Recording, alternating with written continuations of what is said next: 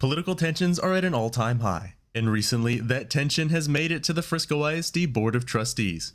Is it any law prohibiting us from saying boys go to boys' restrooms and girls go to girls' restrooms? School bathrooms have become a hot topic recently as the number of student incidents in them have been increasing, driving some schools to the point of putting their bathrooms under lock and key.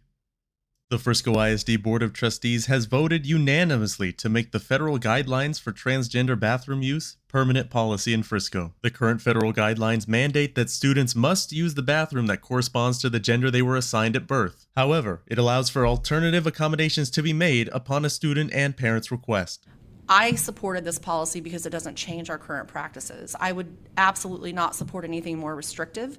I personally don't believe that you marginalize groups of students, and if we find that there is a more restrictive policy that is presented to us, that would be something that would be really hard for me to wrap my head around. Some board members want to emphasize that this vote does not change the current FISD practice.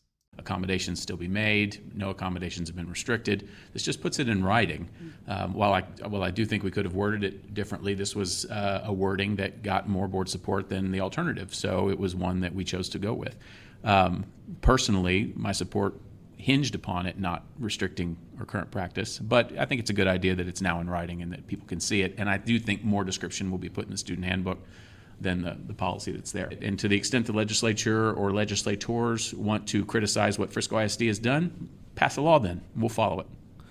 Currently, 2 board members are required to force an item on the school board agenda.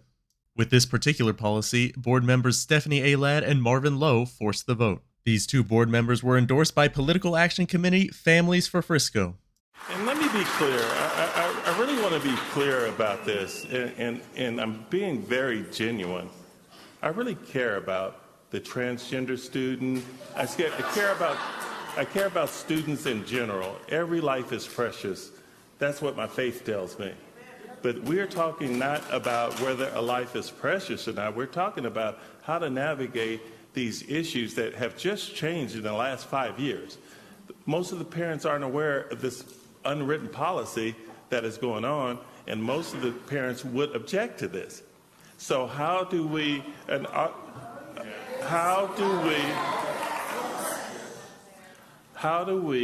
accommodate less than 1% of the whole student population?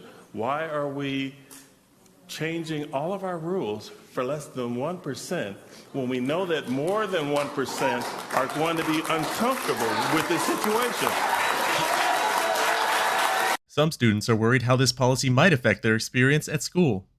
But then I was also a little concerned because with school districts, pretty much any decisions on the students or stuff, that all goes through the parents and stuff first.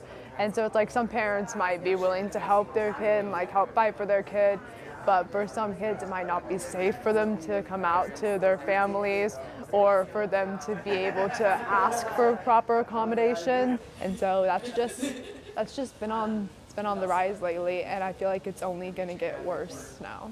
ACLU has filed a complaint with the Office for Civil Rights, claiming the policy violates Title IX. FISD has launched a website where people can read about their policy for trending political topics. I'm Chris Cordova.